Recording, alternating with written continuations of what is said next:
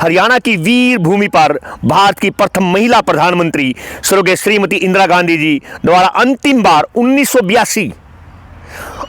1982 में हरियाणा की जनता को संबोधित किया।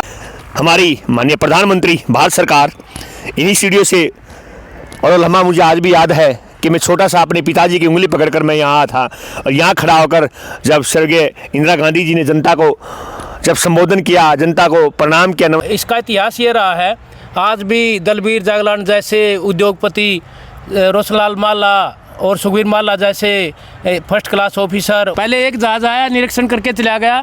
बड़ी उत्सुकता थी हमें, क्योंकि पहले राजनेता ऐसे होते थे कि गांव में आते भी नहीं थे, और हमें देश की प्रधानमंत्री को देखने का मौका मिला। बहुत आनंद आया। ये स्टेज भी आम स्टेज नहीं है। इस स्टेज पर हरियाणा के मुख्यमंत्री माननीय स्वर्गीय श्री बंसीलाल जी और केंद्रीय मंत्री भी रहे बाद में, और उसके बाद हरियाणा के दूसरे मुख्यमंत्री माननीय स्वर्गीय श्री भजनलाल जी जो केंद्रीय मंत्री भी रहे हैं। तो ये ग्राउंड कोई आम ग्राउंड नहीं है। यहाँ पर कभी क्रिकेट पिच बनाने की जरूरत नहीं पड़ती थी। इस ग्राउंड के जो सबसे तेज बॉलर होते थे अपने ज़माने के, रविंद्र कुमार जागलान, जो आजकल एयरफोर्स में बतौर कोच हैं।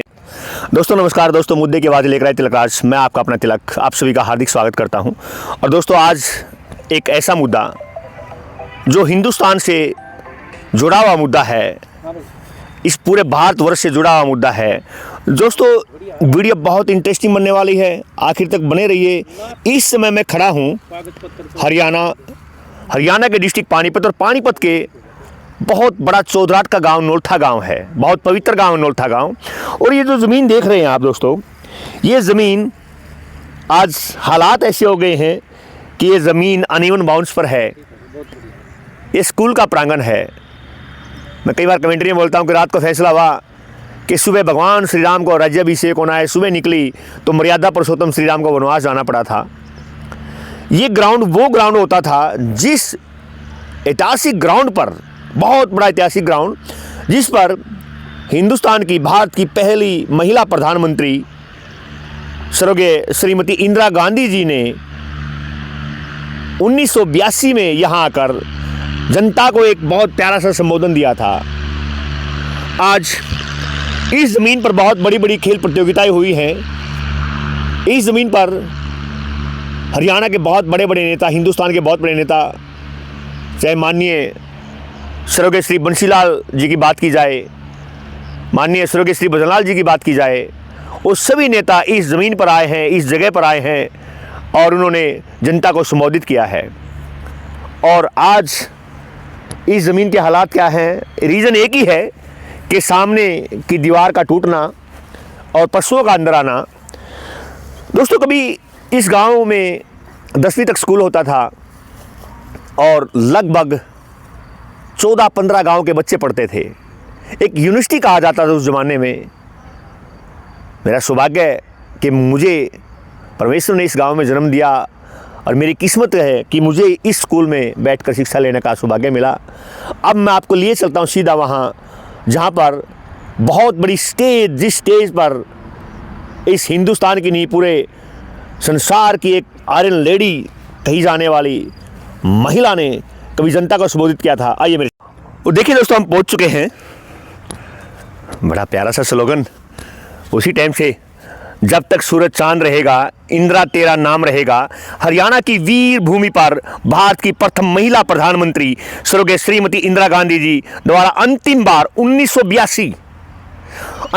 1982 में हरियाणा की जनता को संबोधित किया गया। इंदिरा तेरा ये बलिदान याद करेगा हिंदुस्तान। इनका रिनोवेशन जो जीर्णोद्वार 19/11/2003 में ये स्कूल के प्रबंधक, मुख्य अध्यापक जी के द्वारा, प्रिंसिपल महोदय जी के द्वारा या गांव की पंचायत के द्वारा करवाया गया। लेकिन मैं एक बात जरूर शासन प्रशासन को एक बात जरूर कहना चाहूँगा कि ऐसी शख्सियत आज हमारे बीच नहीं है, लेकिन उस शख्सियत ने जिस जगह पर खड़ा होकर भाषण दिया था, जनता को संबोधित किया था, उसका आप हाल देखिए आज क्या हाल है। और मैं एक बात ज़रूर कहना चाहूँगा दोस्तों कि इसको प्रशासन से गुजारिश है कि ये एक बहुत बड़ी धरोहर है हिंदुस्तान की, इसको प्रॉपर मेंटेन करके रखा जाए ताकि हम आने वाले समय में अपने बच्चों को बता सकें कि यहाँ पर हिंदुस्तान की पहली प्रधानमंत्री स्वर्गीय इंदिरा गांधी जी ने एक संबोधन किया था। और दोस्तों देखिए, मुझे सौभाग्य मिला है आज कभी 1982 में इन्हीं सीढ़ियों से हमारी माननीय प्रधानमंत्री भारत सरकार इन्हीं सीढ़ियों से, और लम्हा मुझे आज भी याद है कि मैं छोटा सा अपने पिताजी की उंगली पकड़कर मैं यहाँ आया था और यहाँ खड़ा होकर जब स्वर्गीय इंदिरा गांधी जी ने जनता को जब संबोधन किया, जनता को प्रणाम किया, नमस्कार किया, और यही वो जगह है, यही वो कोना है, यहाँ पर पोडियम लेक्चर स्टैंड रखा था और यहाँ इसमें हिंदुस्तान का तिरंगा फहरा रहा था। और दोस्तों ये लम्हा वो 1982 का लम्हा मुझे आज भी याद है। और ये कोई आम ग्राउंड नहीं है, ये बहुत बड़ा ऐतिहासिक ग्राउंड है। और इसी स्टेज के साथ बिल्कुल साथ लगती एक और स्टेज है जहाँ पर उस स्टेज का क्या इतिहास है मैं उसके बारे में ज़रूर आपको बताऊंगा। दोस्तों देखिए, स्कूल के टीचर हैं, गुरुजन हैं, उनसे बात करते हैं। सर नमस्कार जी। नमस्कार जी। मुद्दे की आवाज़ में आपका बहुत बहुत हार्दिक स्वागत है। धन्यवाद सर। सर ये बताइए कि आपकी एजुकेशन इसी स्कूल की है? बिल्कुल। तो वो लम्हा एक बार मुझे डिटेल से, क्योंकि मैं उस समय, मुझे आज भी याद है कि मैं करीब 8 साल का था, मुझे कम याद ध्यान आता है, बट यहाँ की भीड़ को देखकर आप पे काफ़ी अच्छे से बखान कर पाएंगे, प्लीज़ बताइए। 1982 में श्रीमती इंदिरा गांधी जी यहाँ आई थी। उस समय मैं 8वीं कक्षा में था। मेरा सौभाग्य है कि मैं इसी स्कूल में पढ़ा और इसी स्कूल में मैं अध्यापक हूँ। उस समय यहाँ लगभग 10 से 12 से 14 गांव के बच्चे आते थे और ये एक किस्म की यूनिवर्सिटी हुआ करती थी। इतना बड़ा कैंपस, इतने विद्यार्थी, इतने टीचर शायद किसी विद्यालय में होंगे। और इसका इतिहास ये रहा है, आज भी दलबीर जागलान जैसे उद्योगपति, रोशनलाल माला और सुखवीर माला जैसे फर्स्ट क्लास ऑफिसर, और मुझे कुछ ज़्यादा याद भी नहीं है, कुछ प्रोफेसर्स हैं, कुछ और भी अन्य विभागों में हैं। श्री राजेंद्र जी प्रिंसिपल हैं बापोली में, इसी स्कूल के पास आउट है। श्री राजेंद्र जी प्रिंसिपल ओनार विद्यार्थी हुआ करते थे यहाँ के, तो ज़्यादा मुझे याद नहीं है। मुझे अपने बैच के कुछ बच्चों के नाम याद हैं, जैसे राम सिंह जी है, दिल्ली यूनिवर्सिटी प्रोफेसर हैं। इस प्रकार 1982 में जब इंदिरा जी यहाँ आई, उस समय मैं 8वीं कक्षा में था और इंदिरा जी मेरे बगल में थोड़ी सी दूर, 2 किले दूर यहाँ हेलीपैड बना हुआ था। पहले एक जहाज आया, सामने जैसे कि बता रहे हैं कि सामने हेलीपैड था यहाँ पर। पहले एक जहाज आया, निरीक्षण करके चला गया। बड़ी उत्सुकता थी हमें, क्योंकि पहले राजनेता ऐसे होते थे कि गांव में आते भी नहीं थे, और हमें देश की प्रधानमंत्री को देखने का मौका मिला। बहुत आनंद आया और यहाँ भीड़ को देखकर ऐसा लग रहा था। कितनी भीड़ थी उस ज़माने में? लगभग यहाँ 20 से 30 हज़ार लोग यहाँ इकट्ठे हुए थे, सड़क से लेकर और वहाँ तक, और पीछे तक। ये बिल्डिंग तो थी नहीं, उस दूसरी बिल्डिंग पे भी लोग चढ़े हुए थे। उस टाइम एमएलए आई थिंक यहाँ पर श्री स्वर्गीय प्रसन्नी देवी जी एमएलए थी यहाँ की उस समय। या साथ में एक स्टेज और भी, उसका क्या इतिहास है, आइए चलते हैं। जी दोस्तों देखिए, पहले ये दीवार नहीं होती थी, ये स्कूल कैंपस है, और ये अब हम खड़े हैं, ये आईटीआई का कैंपस है। आईटीआई बाद में बनी है, लेकिन जो सामने स्टेज देख रहे हैं आप, जूम करके देखिए, ये स्टेज भी आम स्टेज नहीं है। इस स्टेज पर हरियाणा के मुख्यमंत्री माननीय स्वर्गीय श्री बंसीलाल जी, और केंद्रीय मंत्री भी रहे बाद में, और उसके बाद हरियाणा के दूसरे मुख्यमंत्री माननीय स्वर्गीय श्री भजनलाल जी, जो केंद्रीय मंत्री भी रहे हैं, और ये स्टेज पर खड़ा होकर उन्होंने इस पूरे ग्राउंड में, प्रांगण में जनता को संबोधन किया था, जनता को संबोधित किया था। तो इसलिए दोस्तों मैं एक बात जरूर कहना चाहूँगा कि समय समय की बात है, और आइए मेरे साथ बने रहिए दोस्तों, वीडियो बहुत इंटरेस्टिंग।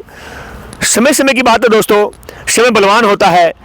एक समय ऐसा था जैसे कि इस स्कूल के गुरुजी ने बताया है कि यहाँ 14-15 गांव के बच्चे पढ़ते थे, और ये एक विश्वविद्यालय की तरह होता था। और यहाँ इस ग्राउंड की बात की जाए तो ये ग्राउंड कोई आम ग्राउंड नहीं है। यहाँ पर कभी क्रिकेट पिच बनाने की ज़रूरत नहीं पड़ती थी। इस ग्राउंड के जो सबसे तेज़ बॉलर होते थे अपने ज़माने के, रविंद्र कुमार जागलान, जो आजकल एयरफोर्स में बतौर कोच हैं, कबड्डी कोच हैं, और बहुत बेहतरीन क्रिकेट की टूर्नामेंट यहाँ प्रतियोगिताएं हुई हैं। और दोस्तों यहाँ पर चाहे कबड्डी की बात की जाए, जोन प्रतियोगिता होती थी।